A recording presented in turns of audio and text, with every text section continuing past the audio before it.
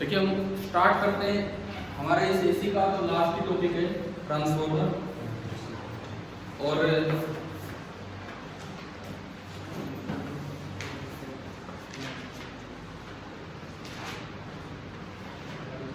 आपके CBSE exam में पूरा 5 नंबर के लायक ये टॉपिक है, ढंग से हमें आना चाहिए। इसका पर्पज क्या होता है ट्रांसफॉर्मर का? केवल एक ही काम है, ये एसी को एसी रखता है, या तो वोल्टेज लेवल बढ़ा देता है या वोल्टेज लेवल कम कर देता है। जैसे घर में एसी सप्लाई आ रही है लेकिन वो 220 वोल्ट पे है। अब बहुत सी चीज़ें ऐसी हैं जो कम वोल्ट पे काम कर रही होती हैं, तो उन सब के लिए हमें ट्रांसफार्मर स्टेप डाउन यूज़ करना पड़ेगा उस डिवाइस के अंदर, ठीक है ना। मान लो कोई चीज़ 20 वोल्ट पे काम कर रही है तो उस डिवाइस के अंदर पहले एक ट्रांसफार्मर लगा होगा जो 220 को 20 वोल्ट में कन्वर्ट करेगा। एक इसका यूज़ हमने शायद उस समय सीखा था, एक दिन सेकंड यूनिट के समय करंट इलेक्ट्रिसिटी के टाइम, वो जब पावर ट्रांसमिशन पढ़ा तो उसमें भी देखा था हमने ट्रांसफार्मर का। एक बार तो जनरेशन के time step up transformer use किया जाता है एंड देन उतारते समय मतलब वहाँ पे बिजली देते समय स्टेप डाउन। तो एक बहुत ही इंपॉर्टेंट सा टॉपिक है हमारे लिए। तो इसका काम हमें समझ आएगा, principle mutual induction, electromagnetic induction बोलो चाहे म्यूचुअल इंडक्शन, मतलब दो कॉइल होंगी, एक कॉइल में कुछ फ्लक्स, एक कॉइल में करंट चेंज होने की वजह से साइड वाली कॉइल में फ्लक्स चेंज होगा, जिससे साइड वाली कॉइल में कुछ ईएमएफ इंड्यूस होगा। अब इसमें खाली म्यूचुअल इंडक्शन ही इसका प्रिंसिपल नहीं है। जैसे कभी अगर ऐसा ऑब्जेक्टिव बन के आ जाए एमसीक्यू कि ट्रांसफार्मर के अंदर mutual induction only, self induction only, both mutual and self induction and neither mutual nor self, तो क्या आएगा? Both mutual and self induction. बिना इनके तो काम चलेगा ही नहीं। अक्सर बच्चे वो म्यूचुअल इंडक्शन याद करके चले जाते हैं, बहुत अभी इतना सा हो गया, ठीक है। अब ट्रांसफार्मर में किस तरह, मतलब दोनों किस तरह काम आते हैं, तो वो हम स्टार्ट करते हैं। देखो शुरुआत में आप इसका ब्लॉक डायग्राम बना दो, ये ट्रांसफार्मर है, एसी इनपुट आया, एसी आउटपुट मिलेगा। स्टेप अप का बना रहे हो तो low voltage AC, high voltage बाहर मिलेगा। स्टेप डाउन का बना रहे हो तो इधर हाई वोल्टेज और उधर लो वोल्टेज। प्रिंसिपल मैंने बता दिया। इलेक्ट्रोमैग्नेटिक इंडक्शन ज़्यादा प्रॉपर वर्ड है बजाय कि म्यूचुअल इंडक्शन के। ज़्यादातर बच्चे म्यूचुअल इंडक्शन ही लिखते हैं, लेकिन इसमें म्यूचुअल इंडक्शन का भी यूज़ होता है और उतना यूज़ है किसका? सेल्फ इंडक्शन का। तो आपको लिखना चाहिए इलेक्ट्रोमैग्नेटिक इंडक्शन। उसके बाद मेन चीज़ है वर्किंग, किस तरह से ट्रांसफार्मर काम करता है, क्या इसकी स्टैंडर्ड इक्वेशन है। सबसे पहली बात, एक आइडियल ट्रांसफार्मर ही हम पढ़ते हैं, हम रियल ट्रांसफार्मर नहीं पढ़ते हैं 12th में। हम बहुत कुछ आइडियली पढ़ रहे होते हैं 12th में।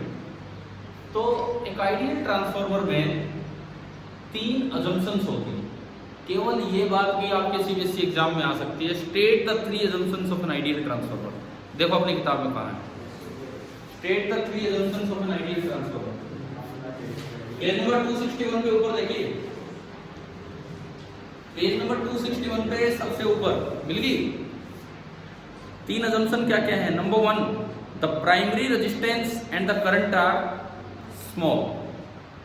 मतलब जो प्राइमरी, मतलब जिधर आप इनपुट देते हो, आपकी पहली अजम्पशन है कि primary resistance, input side resistance and primary current both tend to 0। अब ये अजम्पशन अपने आप में ही बहुत कॉन्ट्राडिक्टरी है। भाई अगर रेजिस्टेंस 0 होगा तो करंट तो बहुत ही ज्यादा होना चाहिए। समझ में आ रहा है क्या? आप वोल्टेज लगाओगे, प्राइमरी साइड उसे बोलते हैं जिधर इनपुट वोल्टेज दी जाती है। अगर उसका रेजिस्टेंस 0, आपने कुछ भी वोल्टेज लगाई तो करंट तो बहुत ही ज्यादा होगा। इतना सही सवाल है, पहली अजम्पशन को जस्टिफाई करो। पहली बात तो ट्रांसफार्मर ऊपर से करके गए तो 3 अजम्पशन ही नहीं पता होता वहाँ क्या लिख के है। No heat loss, no heat loss, no heat loss, इसके अलावा कोई और अजम्पशन ही नहीं होती बच्चों के पास। 3 बार उसी को लिख देते हैं अलग अलग वर्ड्स के साथ, इस तरह का रहता है, जबकि अजम्पशन तो कुछ और ही है। अब आप बताओ इसका जस्टिफिकेशन क्या दोगे? मेरा सवाल समझ आ रहा है क्या? अगर प्राइमरी रेजिस्टेंस बहुत कम है और आपने उसमें कुछ भी वोल्टेज लगाया तो प्राइमरी करंट तो बहुत ही ज्यादा हो जाएगा। दोनों बातें एक साथ जस्टिफाई कैसे होंगी देखेंगे। दूसरी अजम्पशन, सेकेंड अजम्पशन क्या दी है? The same flux links both the primary and secondary as very little flux escapes from the core. हम ये मान के चलते हैं कि प्राइमरी और सेकेंडरी दोनों के साथ फ्लक्स लिंकेज क्या है, बिल्कुल सेम है। यूं कहें हर टर्म के साथ हम फ्लक्स लिंकेज क्या मान के चलेंगे, बिल्कुल सेम।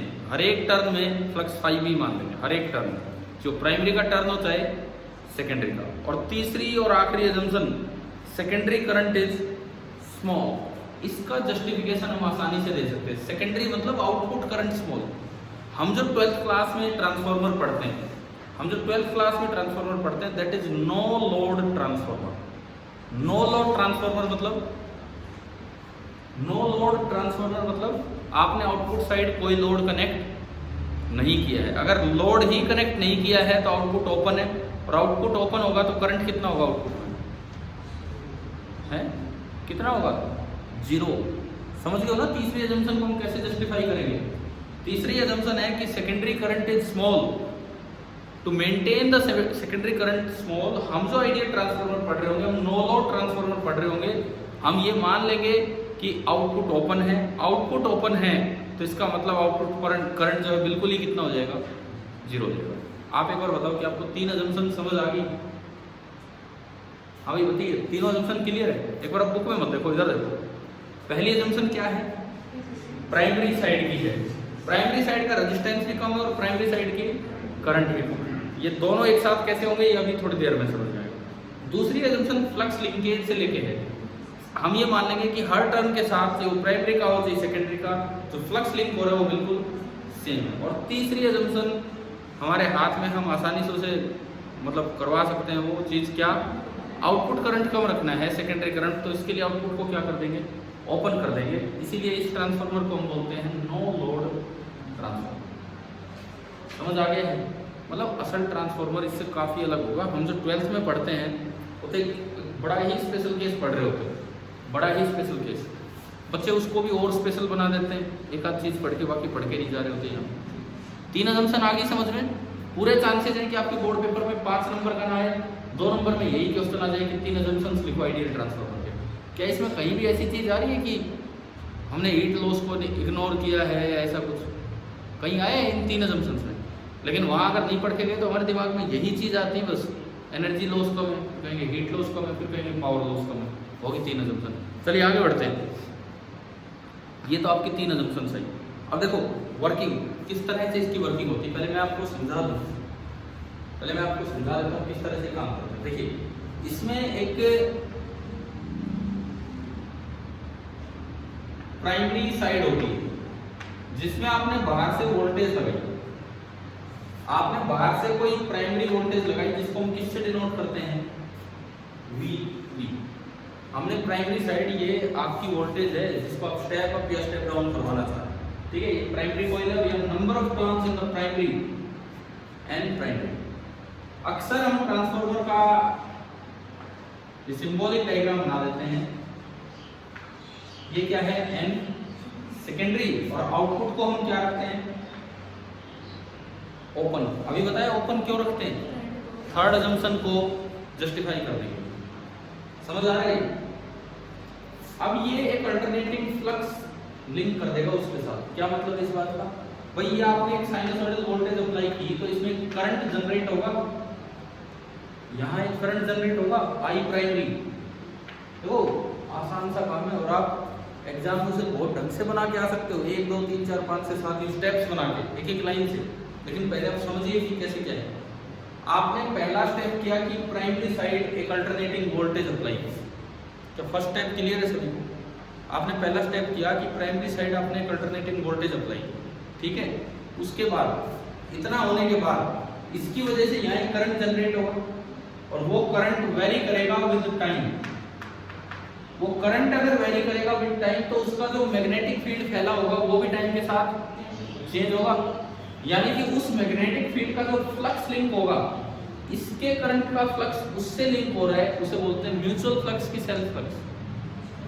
इसमें जो करंट आया इसका फ्लक्स उससे लिंक हो रहा है, इसके बी का फ्लक्स म्यूचुअल फ्लक्स है। यानी कि प्राइमरी के कारण एक म्यूचुअल फ्लक्स लिंक हो रहा है, क्योंकि प्राइमरी साइनसॉइडल करंट है, तो जो इसका फ्लक्स है वो भी टाइम के साथ चेंज होगा। And according to Faraday's law अगर फ्लक्स टाइम के साथ चेंज होता है तो उधर क्या इंड्यूस हो जाएगा, ईएमएफ। तो यहाँ पे ईएमएफ इंड्यूस हुआ जिसे हम बोलते हैं ES, EMF induced in secondary. पहली बात आई समझ में? फिर से सुन लो, यहाँ एक वोल्टेज अप्लाई की जिससे एक करंट आया, उसके कारण एक म्यूचुअल फ्लक्स हुआ जो टाइम के साथ चेंज हो रहा है, और उसकी वजह से फैराडेज लॉ ऑफ ईएमआई के अकॉर्डिंग यहाँ एक ईएमएफ इंड्यूस होगा जिसको हम क्या बोल देते हैं, ईएस। ठीक है, किस तरह इंड्यूस होगा उसको अपोज करने के लिए, समझ गए हो? उसको अपोज करने के लिए ईएमएफ इंड्यूस होगा। क्लियर हो रहा है? मतलब जब वैसे मैं बता दूं जब ये प्लस ये माइनस होता है तो यहाँ ये माइनस होता है और ये प्लस होता है, इस तरह से ईएमएफ इंड्यूस होगा। पहली बात, आउटपुट वोल्टेज कितना होगा, क्या मैं उसे इस ईएमएफ के बराबर मान सकता हूं क्या? वैसे तो आउटपुट वोल्टेज होना चाहिए था E माइनस आई आर। कोई भी सोर्स है उसकी कुछ रेजिस्टेंस होगी तो बाहर वोल्टेज क्या मिलना था, E माइनस आई आर। आपकी तीसरी assumption क्या है कि IS टेंड्स टू 0। आपने सेकेंडरी को ओपन कर दिया, इस वजह से जो बाहर जो वोल्टेज मिलेगी तो किसके बराबर होगी, E सेकेंडरी की। ये भी सीधा सवाल आ जाए कि आउटपुट साइड जो ईएमएफ इंड्यूस हुआ है, आउटपुट साइड जो म्यूचुअल इंडक्शन के कारण ईएमएफ इंड्यूस हुआ है वही आपके आउटपुट वोल्टेज क्यों है? तो उसका कारण क्या है कि हम ये एज्यूम करके चलते हैं कि जो I है बाहर वो टेंड्स टू 0 है, तो नो लोड ट्रांसफार्मर पढ़ रहे होते तो इस वजह से। आगे ये समझो, अब समय है पहले को जस्टिफाई करवाना, फर्स्ट अजम्पशन को। देखो इसमें करंट टाइम के साथ चेंज हो रहा है, इसमें करंट टाइम के साथ चेंज हो रहा है, तो उसका जो B है वो फ्लक्स इसमें भी क्रिएट करेगा और फ्लक्स खुद में भी क्रिएट करेगा। खुद में जो फ्लक्स क्रिएट करेगा वो सेल्फ फ्लक्स है, और दूसरे में जो फ्लक्स क्रिएट करेगा वो म्यूचुअल फ्लक्स है। खुद में जो क्रिएट करेगा वो सेल्फ फ्लक्स है, और सेल्फ फ्लक्स भी तो टाइम के साथ चेंज हो रहा है। तो यहाँ पे भाई सेल्फ इंडक्शन, उस चेंज को अपोज करने के लिए क्या इंड्यूस हो जाएगा, ईएमएफ, सेल्फ इंड्यूस्ड ईएमएफ। समझ आया? तो यहाँ पे एक ईएस इंड्यूस होगा। समझ आ गया क्या है, क्यों इंड्यूस हो रहा है? क्योंकि इसका जब करंट टाइम के साथ चेंज हो रहा है तो खुद में से जो बीज आ रहा है वो भी तो टाइम के साथ चेंज हो रहा है, तो सेल्फ फ्लक्स टाइम के साथ चेंज हो रहा है, तो सेल्फ इंडक्शन से वहां एक इंड्यूस्ड ईएमएफ आ गया। अब पहली अजम्पशन का यूज करो और फर्स्ट अजम्पशन का यूज करो। भाई आपने ये माना कि इसमें आरटी भी कितना है, 0, और अब आप ये भी मान रहे हैं कि इसमें प्राइमरी करंट भी कितना है, 0। ऐसा तो तभी पॉसिबल है जब यहाँ नेट वोल्टेज ही कितनी हो जाए, 0। क्योंकि अगर रेजिस्टेंस 0 है और आपने थोड़ी भी वोल्टेज दे दी तो करंट तो कितना चला जाएगा, इनफाइनाइट, बहुत ही ज्यादा। समझ रहे हो ये चीज? अगर आप आरपी 0 होने के साथ साथ आईपी को भी 0 मेंटेन करवाना चाहते हैं तो निश्चित रूप से यहाँ जो इस साइड जो वोल्टेज है, नेट वोल्टेज कितनी होनी चाहिए, 0, नहीं तो पॉसिबल ही नहीं। इसका मतलब जितनी आपने वोल्टेज अप्लाई की है, जितनी आपने वोल्टेज अप्लाई की है उतना ही बैक ईएमएफ होता है सेल्फ इंड्यूस्ड ईएमएफ, उतना ही बैक ईएमएफ इंड्यूस हुआ होगा जो हर स्टेप पे, हर स्टेज पे, हर इंस्टेंट पे उसको कैंसिल आउट करवा रहा होगा। इसका मतलब पहली अजम्पशन को जस्टिफाई करने के लिए हम ये मान सकते हैं कि V primary is nearly equal to E self, या E प्राइमरी भी आप बोल सकते हैं, E सेल्फ भी आप बोल सकते हैं, बैक ईएमएफ भी बोल सकते हैं। देखो दोनों साइड जस्टिफिकेशन हो गया। इधर VS बराबर ES क्यों है? क्योंकि उधर आपने नो लोड ट्रांसफार्मर पढ़ा तीसरी अजम्पशन से, और इधर VP बराबर EP क्यों है? ताकि नेट वोल्टेज 0 हो, नहीं तो अगर थोड़ी भी नेट वोल्टेज बची इधर तो करंट बहुत ही ज्यादा हो जाएगा, तो हमारी अजम्पशन जस्टिफाई नहीं हो पाएगी। तो अभी तो पहले तो आप यहाँ बताओ, यहाँ तक का वर्किंग पार्ट समझ आ रहा है, समझ आए? ठीक है, ये मतलब मैं अपनी तरफ से नहीं बोल रहा, आप अगर घर जाके एक बार किताब पे इस पेज पे एक रीडिंग लगाओगे ना तो आपको कहीं ना कहीं ये सारी चीजें नजर आ ही रहेंगी, कोई क्या है क्या नहीं।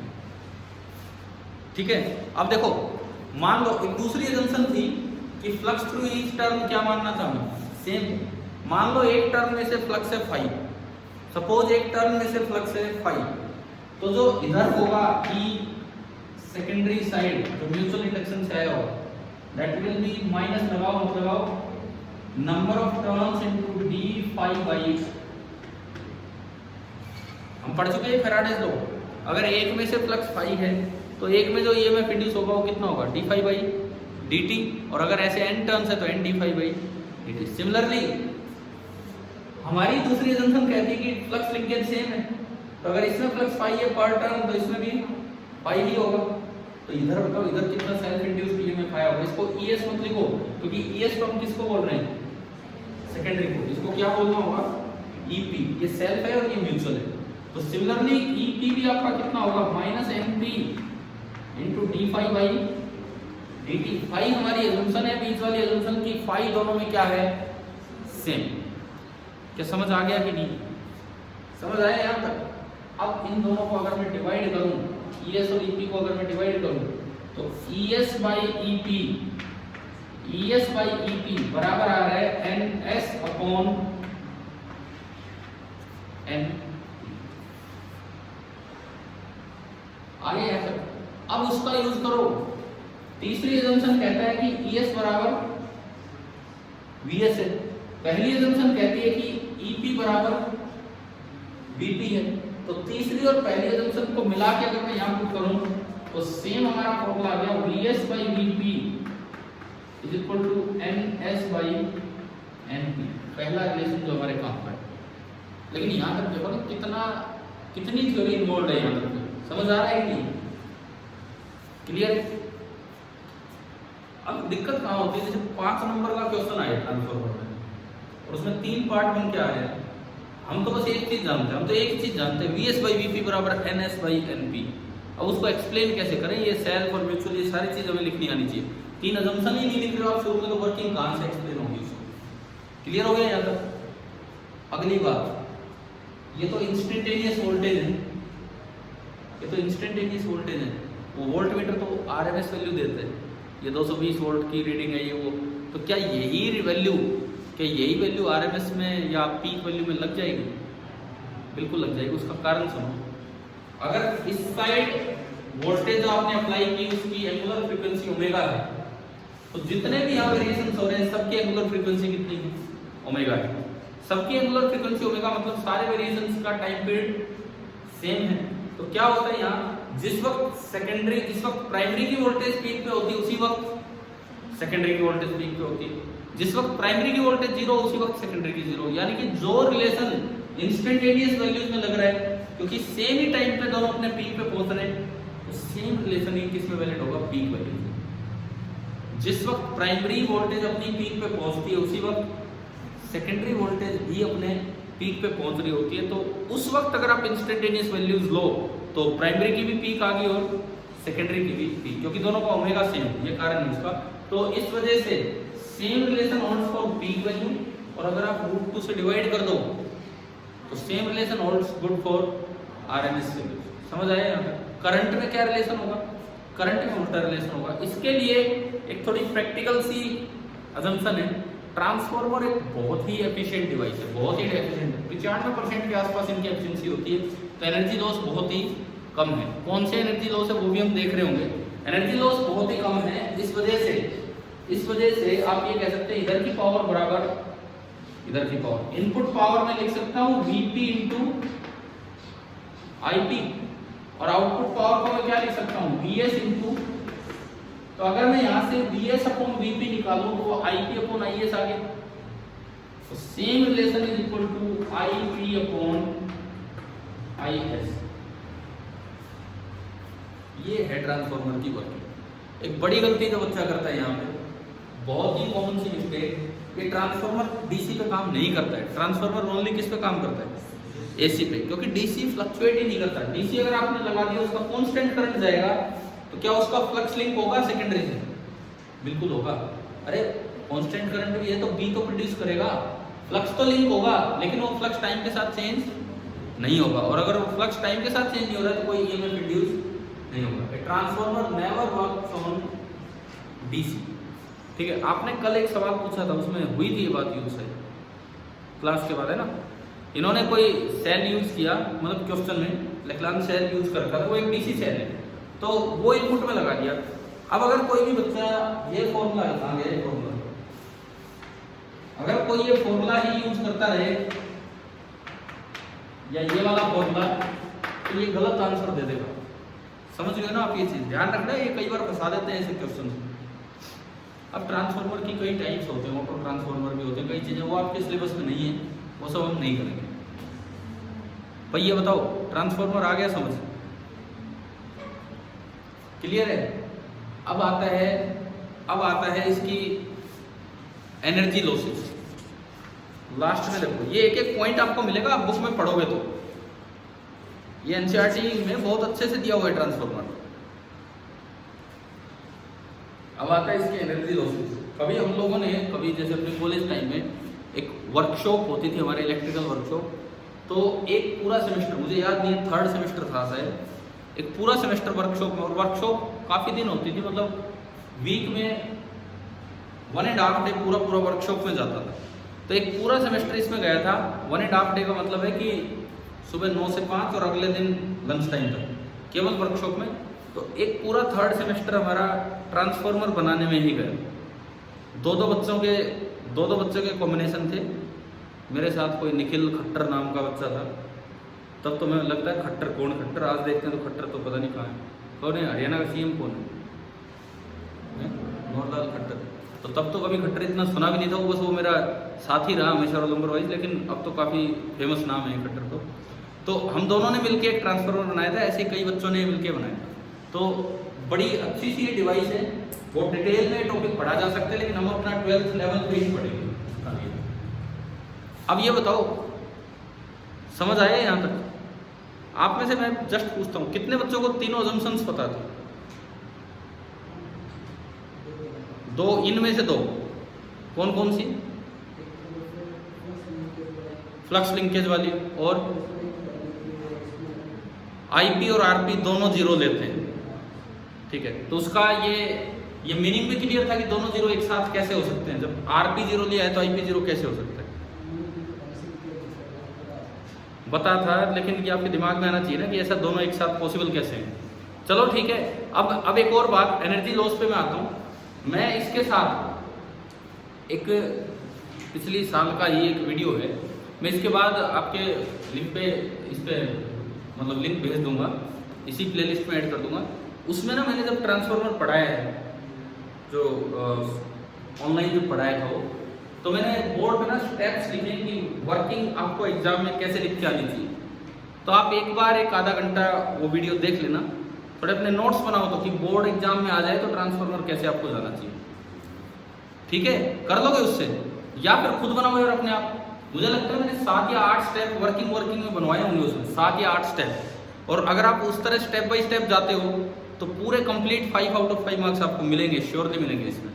नहीं तो फिर वही है, कितना हम करते हैं कितना नहीं। अब आओ एनर्जी लॉसेस पे। अच्छा, यहाँ से एक और बात पता लग रही है, अगर number of turns in secondary ज्यादा है तो VS ज्यादा होगा, तो this is step up transformer. Step up transformer जैसे ये है, यहाँ कम टर्न दिखाया हम, यहाँ ज्यादा। तो number of turns in secondary ज्यादा है तो वो स्टेप अप ट्रांसफार्मर है, और number of turns in primary ज्यादा है तो वो स्टेप डाउन। ठीक है, अगर कभी बोला जाए प्राइमरी और सेकेंडरी दोनों में इक्वल टर्न्स है, तो क्या वो वोल्टेज को अप या डाउन कर पाएगा? नहीं कर पाएगा। फिर उस ट्रांसफार्मर का क्या फायदा है? सपोज ये सवाल आ जाए, एक ट्रांसफार्मर है जिसमें number of turns in primary और सेकेंडरी बराबर है, वो किस काम के लिए यूज हो सकता है? क्या वोल्टेज को अप डाउन करवा पाएगा? नहीं। वो क्या करता है? वो एक ही काम करता है, कई बार एसी के साथ कुछ डीसी कंपोनेंट मिक्स होके आ जाता है, कई बार एसी के साथ कुछ डीसी कंपोनेंट मिक्स होके आ जाता है, और मुझे चाहिए प्योर एसी, तो उसको उस ट्रांसफार्मर में डाल दो। अब आउटपुट साइड कौन सा निकलेगा? एसी निकलेगा, डीसी यही ब्लॉक हो जाएगा, वो आगे जा ही नहीं पाएगा। समझ आ गए? ऐसे सवाल अगर आ जाए कहीं भी बन के तो यूं यूज होता है। क्लियर है नहीं ये वाला क्वेश्चन? ठीक है, इसके बाद देखो लास्ट ये जो है यहाँ पे, in actual transformer small energy losses occur due to following reasons. नीचे 4-5 रीजन हैं लॉस के, वो हम पढ़ें। पहला लॉस क्या है? Flux leakage. फ्लक्स लीकेज आपको पहला लॉस दिया है। हमने यूं मान लिया कि हर एक टर्म से फ्लक्स सेम लिंक हो रहा है, हमने माना है नहीं कि हर एक टर्म से सेम फ्लक्स लिंक हो रहा है, लेकिन जितना फ्लक्स प्राइमरी में टर्न से लिंक होता है उतना फ्लक्स सेकेंडरी में लिंक नहीं हो पाता है। ये हमारी पहली गलत अजम्पशन थी जो प्रैक्टिकली गलत हो जाती है। ठीक है, अगर इससे बचना हो तो देखो दो वाइंडिंग आपको दिखा रखी है ए और बी में। इधर बता कौन सी वाइंडिंग ज़्यादा बेटर है इस लॉस से बचना हो। ए वाली में टर्न ऊपर नीचे लपेट रखे हैं, तो जो भी ए में से पास होगा, जो भी प्राइमरी में से पास होगा, वही भी सेकेंडरी में से। तो अगर आपको ये फ्लक्स लॉस अवॉइड करना है तो आपको ये ए वाली वाइंडिंग लेनी होगी बजाय की बी वाली। क्लियर है। दूसरा लॉस, अरे ये देखो हर एक के साथ लिख रखा है कि ये लॉस को रिड्यूस कैसे किया जाता है। इसकी लास्ट लाइन क्या लिखी थी? It can be reduced by winding the primary and secondary coils one over the other. समझ आ गया?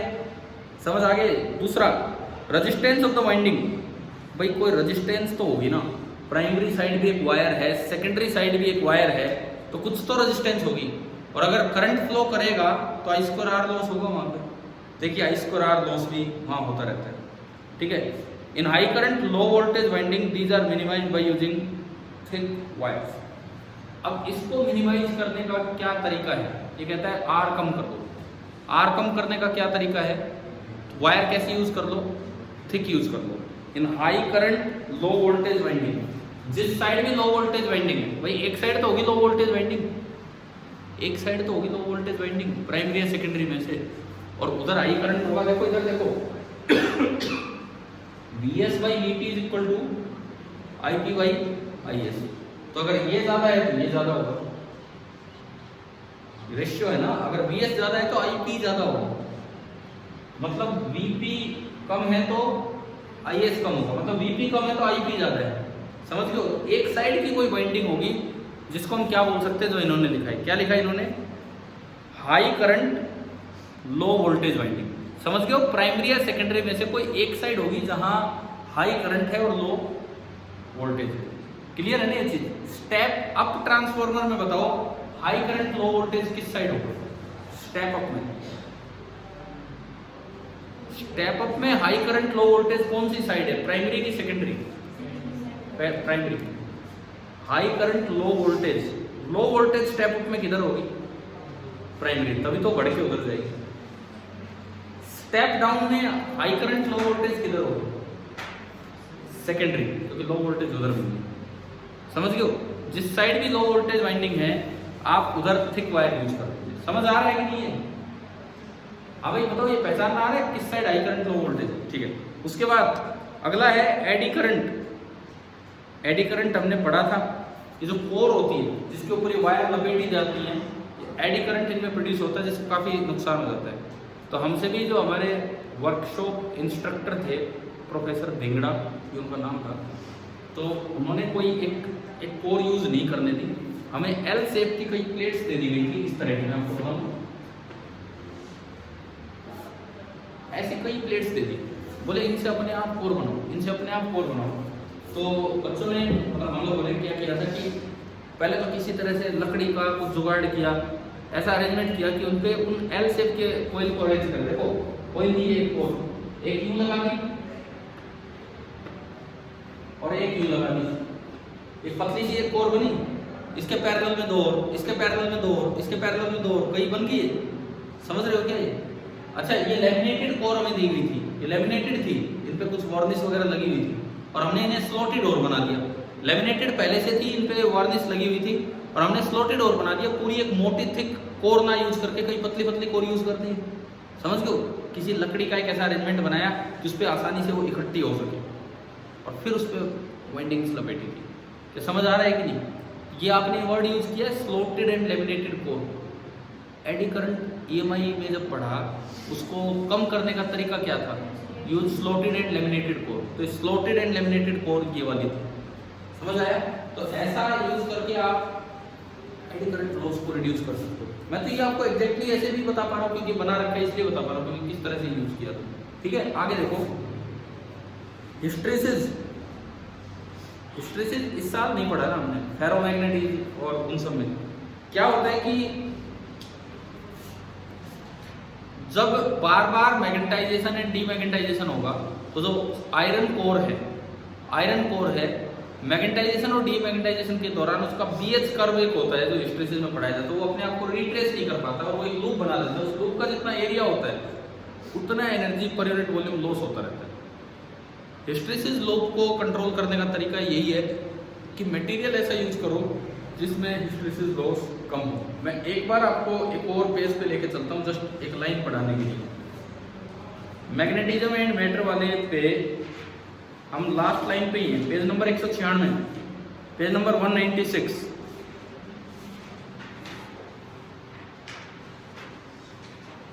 पेज नंबर 196 पे एक डायग्राम दे रखा है, हाँ भाई दे रखा है ना, उसके नीचे पढ़ो, in certain applications the material goes through an AC cycle of magnetization for a long period, this is the case in transformer core. समझ आ गई? ट्रांसफार्मर कोर में बार बार मैग्नेटाइजेशन होता रहता है। Hysteresis curve of such materials must be narrow. In materials का जो hysteresis curve है वो नैरो होना चाहिए। हिस्टैरिसीस कर्व क्या हो, पेज नंबर 195 पे बना के दिखा रहे हैं। मटेरियल ऐसा सेलेक्ट करते हैं जिसका हिस्टैरिसीस कर्व क्या हो, नैरो हो, वाइड ना हो। समझ में आ गया नहीं ये कैसे चूज किया जाता है मटेरियल? चले भी उधर ही चलते हैं वापस। इसके अलावा एक और भी लॉस होता है जो इसमें लिखा नहीं है, उसे बोलते हैं मैग्नेटोस्ट्रिक्शन। मैग्नेटोस्ट्रिक्शन भी एक लॉस होता है। मैं वैसे बता रहा हूँ, इसमें लिख नहीं रखा इन्होंने तो। मैग्नेटोस्ट्रिक्शन का मतलब होता है साउंड लॉस, साउंड की फॉर्म में एनर्जी लॉस। अब कभी भी किसी ट्रांसफार्मर के बगल से निकलना, देखे ना ट्रांसफार्मर तो अपने गांव शहर में हर जगह रखे रहते हैं, कहीं ना कहीं घरों के आसपास, मोहल्ले के आसपास ट्रांसफार्मर, एक बड़ा सा ट्रांसफार्मर होता है। पहले तो नहीं होता था, ट्रांसफार्मर अगर खराब हो गया, उसे बोलते हैं फूक गया, तो 3 दिन तो कोई मतलब ही नहीं, वो चेंज हो जाए। आजकल तो ऐसी दिक्कत ही नहीं आती। पहले तो ट्रांसफार्मर अगर खराब होते थे, जैसे हम जब छोटे थे तब की बात मैं कर रहा हूँ, तो 3-4 दिन लाइट ही नहीं आती थी। फिर बिजली वाले जब रखने आते पूरे मोहल्ले को इकट्ठा होना पड़ता था, उनके बस की बात नहीं थी, वो उठाना इतना भारी, और वो पूरे सबको लगा देते, जोर लगा के हई शार लग रहे हैं उसको खींच खींच के रस्से बांध के। अब ऐसी दिक्कतें नहीं है, अब तो टेक्नोलॉजी काफ़ी ठीक हो चुकी है। तो ट्रांसफार्मर, जिसको लोग शायद टंकी भी बोल देते हैं कई बार, पता नहीं क्या क्या बोलते होंगे, तो वो चीज़ है ट्रांसफार्मर। ठीक है, हमारे घर के आसपास जो रखा है वो स्टेप अप है कि स्टेप डाउन है? Step down. ठीक, ये मैग्नेटोस्ट्रिक्शन का मतलब मैंने बता दिया। हमिंग नॉइज जो आती रहती है ना ट्रांसफार्मर के बगल से, आप कभी भी निकलोगे एक साउंड सी सुनाई देती है, वो जो एनर्जी लॉस है वो मैग्नेटोस्ट्रिक्शन कहलाता है। और आखिरी पेज पे, पेज नंबर 262 पे ऊपर जो कुछ बता रखा है वो मैं आपको पढ़ा चुका हूँ। ट्रांसमिशन में ट्रांसफार्मर का यूज पढ़ा चुके हम आपको, करवा दिया ढंग से। और इसके ऊपर 2 सवाल थे, शायद मैंने दोनों करवा भी दिए हैं, एनसीईआरटी के आखिरी 2 क्वेश्चन है ना, कर लिए नहीं? तो 25 और 26 जेई एडवांस में आ चुके हैं, एज इट इज नीट में आने की तैयारी में है। एक बार तो नीट में भी आ चुका, लेकिन एज सच ये नहीं आया था, कोई और आ गया था। तो भाई, और ये जो ट्रांसफार्मर मैंने अभी आपको पढ़ाया है, इसके साथ ही मैं इसके बाद एक और वीडियो आपको सेंड कर रहा हूँ, जस्ट इसलिए कोई बच्चा अगर नोट्स ढंग से बनाना चाहे। मैंने शायद वहाँ, मुझे लगता है मैंने जब ये यहाँ पढ़ाया था इस साल कोरोना टाइम में, तो बोर्ड पे लिख लिख के बताया था कि कैसे, व्हाइट बोर्ड पे कि कैसे स्टेप्स होने चाहिए आपकी वर्किंग में। तो क्या आप इसके बाद ये वाला काम कर लोगे? एक बार देख लोगे ना, जस्ट इसलिए कि बोर्ड एग्जाम में आप 5 नंबर लास्ट लिस्ट हो। ठीक है।